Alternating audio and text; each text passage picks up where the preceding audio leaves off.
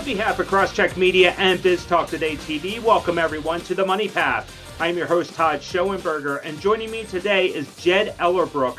He is a portfolio manager at Argent Capital Management in St. Louis. Jed, Happy New Year and welcome to the program. We have to talk about AI. You are an AI expert, a tech expert, and we had so much with the broader averages, so much appreciation last year because of AI, because of these AI stocks. Are you expecting the same in 2026? Hey, Todd, thanks so much for having me.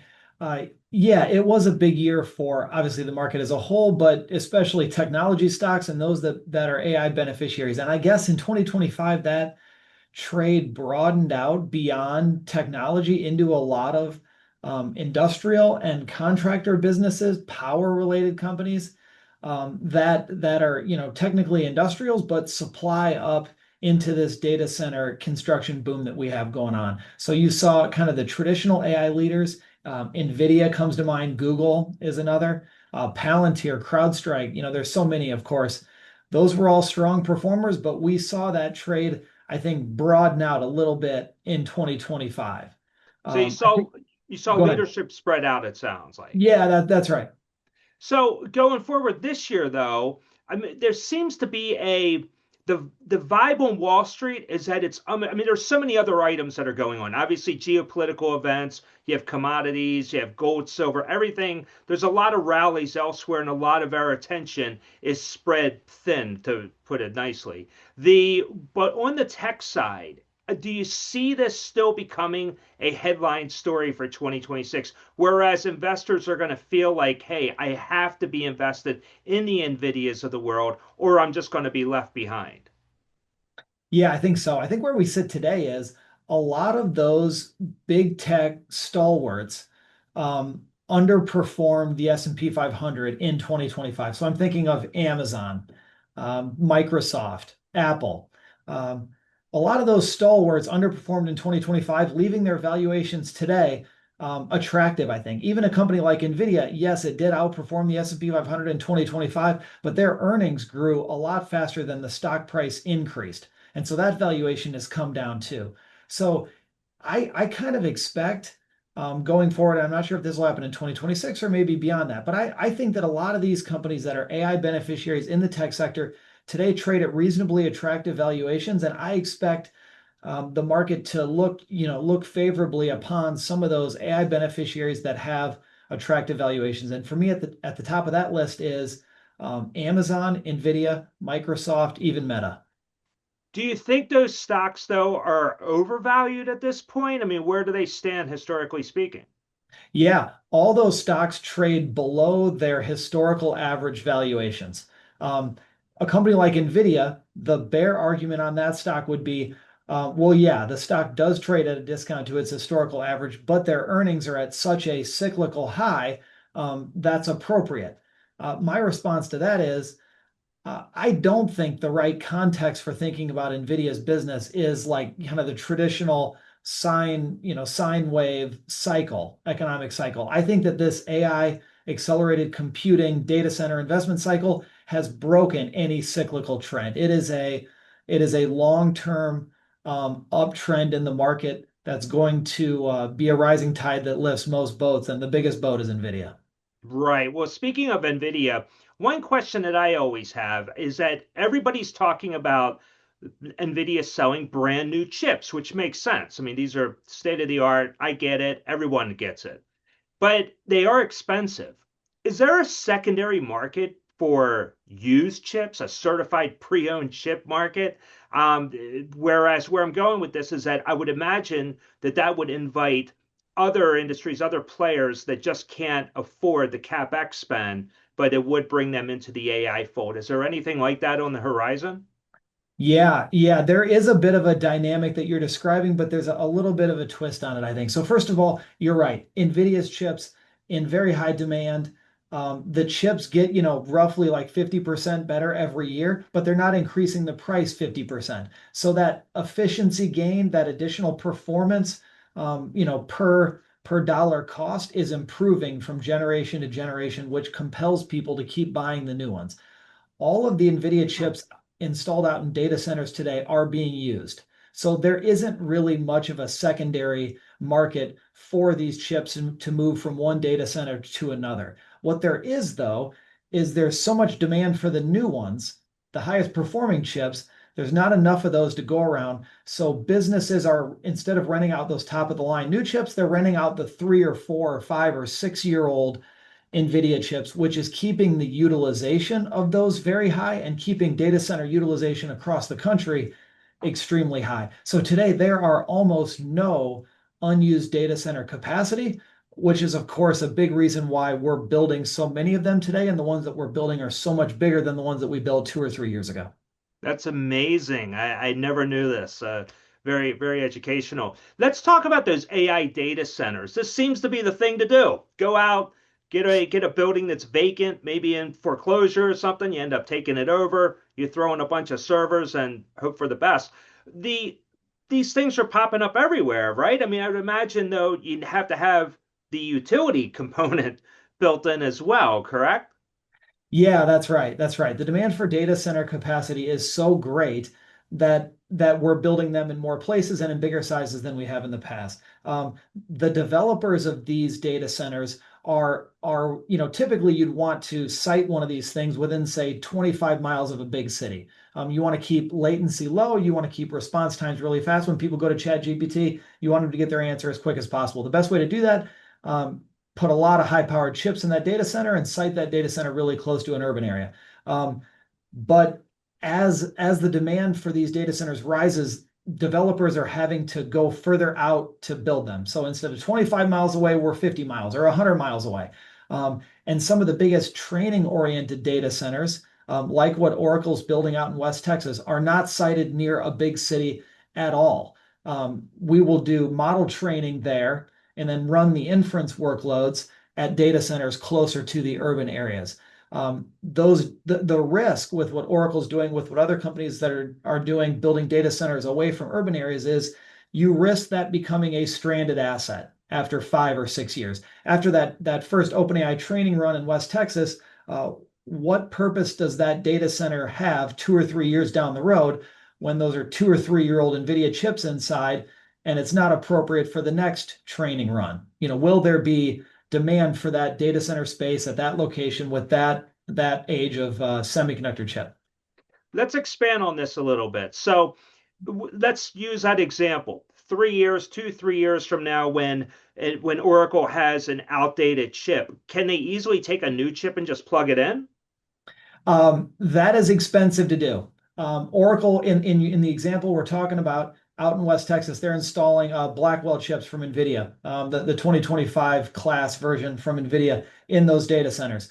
The depreciation schedule for those chips is probably 5 years on Oracle's balance sheet. So they are going to be incurring and recognizing expenses related to those Blackwell chips for 5 years. Ripping them out after 3 and replacing them with something else would be very expensive. You'd have to take a bunch of charge-offs related to the remaining value of those chips that you haven't depreciated. So that is not an ideal circumstance. The biggest cloud computing businesses, the Microsofts, the Amazons, the Googles, their main focus is building data centers that will be fungible from one workload to the next. You want to build data centers in a way that they can switch from workload to workload over that life of the asset. In the case of the chip, it's 5 or 6 years. In the case of the data center itself, the building, the walls, that's like a 15-year depreciation schedule. So what does Oracle know that we don't know then? I mean, why would they build this knowing that in just a handful of years, it could be just a used property? Yeah, they have a huge volume commitment contract from OpenAI. And so Hmm. their bet is that OpenAI will deliver on that contractual promise, that they will grow, that OpenAI will grow dramatically, and that they will take up all that space that they've contracted for the full term of the contract. And I think that that's a reasonably that's a reasonable business case. OpenAI, of course, is a small company today in the context of technology, like by revenue, but their growth potential the ingenuity of the products and services that they've been bringing out, are obviously outstanding. And there's a really good likelihood that OpenAI turns into, a big tech company in 5 or 10 years as they grow. Yeah, and I could see that happening. What about these smaller data centers, though? Are they just run by entrepreneurs, independents, and they may run the risk, I would imagine, down the line of becoming obsolete as well, correct? Yeah, the for independent data center developers, and there are publicly traded companies that do this. There are also, private companies that do this that are much smaller than the publicly traded ones. The risk that those companies face is that the customer base renting the space and the power capacity and the compute capacity in those data centers is largely like the big cloud computing companies. So you've got really big customers. They have a lot of negotiating leverage over you. They're very tough to negotiate with. So that is not a terribly compelling business model from Hmm. from our standpoint. Wow. Now we'll see what happens then down the line. It's interesting.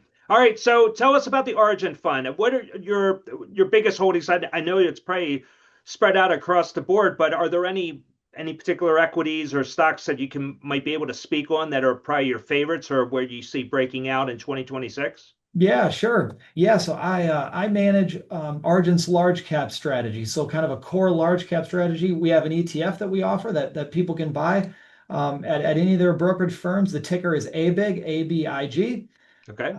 Argent Large Cap is invested really across the large cap landscape. We do have quite a bit of tech exposure. Tech is the biggest sector in the S&P 500. We also own a bunch of non-tech companies that we think are special businesses.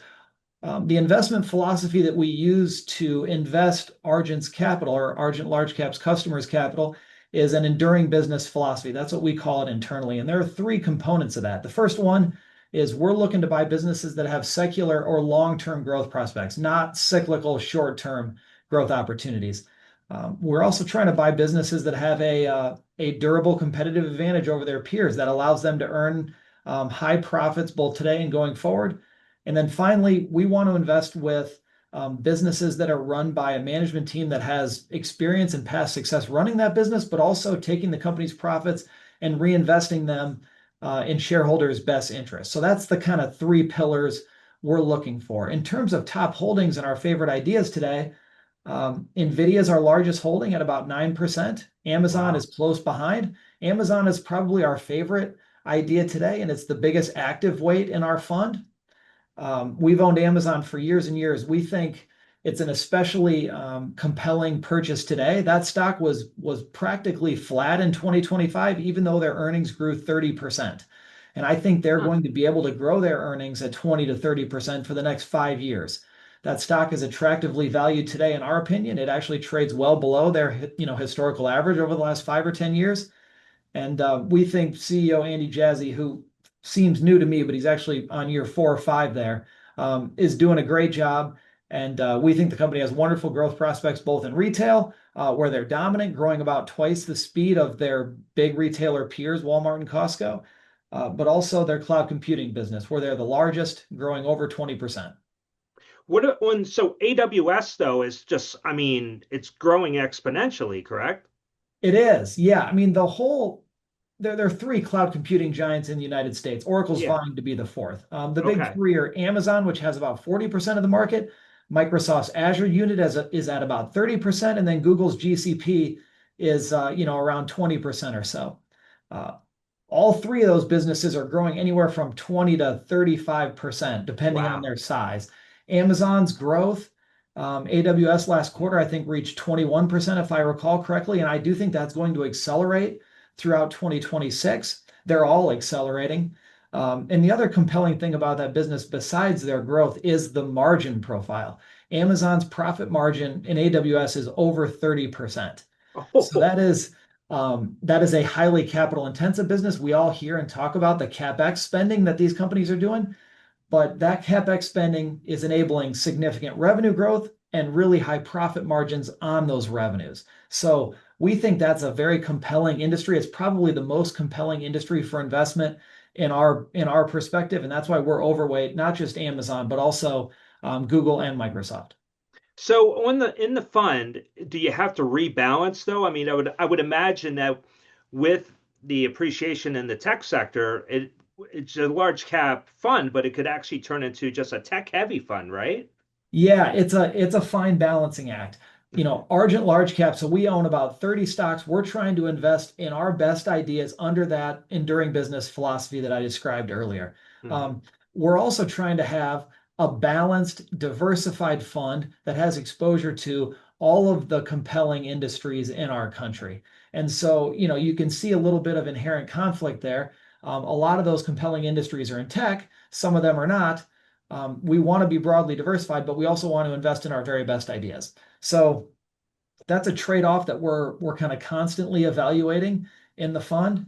In 2024, for example, if I recall, Amazon was a very strong performer that year. It grew as a percentage of our fund, and we kind of faced the decision, should we trim this back just from a risk management standpoint, or should we let our winners run? And we Yeah, try, our bias is to let our winners run. In my investment career over 20 years now, that letting your winners run philosophy has worked for me. But there obviously has to be a limit to even good things like that. that's impressive. Any idea off the top of your head? Do you know the performance numbers from last year? For the fund? Yes. Yeah, yeah, yeah. I think that for, disclosure rules, I should probably limit my Oh, my don't worry about it. comments. I'm We'll sorry. have everybody go to the website. That sounds great. We'll do it that way. That's great. Jed, do you see well, the final question for you? Just a quick question about the overall market. What is your outlook, though, for this year? Everyone I've been speaking with, they're expecting a lot of volatility. We've seen it already in the first 2 weeks. You expecting this to be the trend for the remainder of the year? Yeah, yeah. When I look at what I think of as like the building blocks for our stock market, the main inputs that determine whether our market goes up or down. What I see is um, a bunch of things in the positive column and not a lot of things in the negative column. And the things in the positive column for me are double-digit corporate earnings growth. The S&P 500 is expected to grow its earnings in 2026 14%. That's pretty darn good. I also see the Fed lowering interest rates. I see M&A activity rising. I see IPO activity rising. I see tight credit spreads. I see the equity market at a record high. I also see Wow. some tax benefits coming from Trump's tax bill that was passed about a year ago. Hmm. In the negative column, inflation is been a little sticky, a little higher than people would probably like. That's given Hmm. some industrial companies and consumer companies problems. And valuations are a little high. But when you kind of tally those up, I see a lot more positives than I see negatives. It feels weird to predict another sizable up move, in 2026 after three straight really big years in a row. Yeah. But gosh, there's a lot more things in the positive column than the negative column.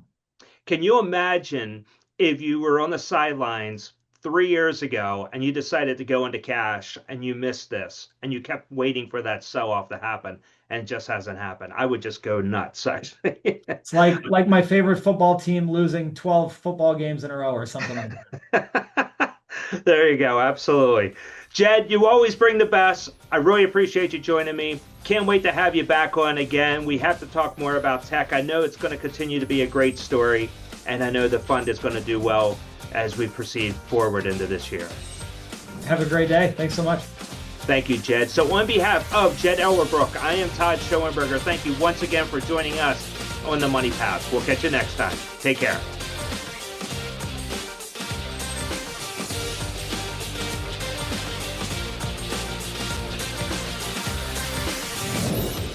Access real-time data and intelligent analytics exactly when you need them. Get the right data at the right time. Learn more at quotemedia.com.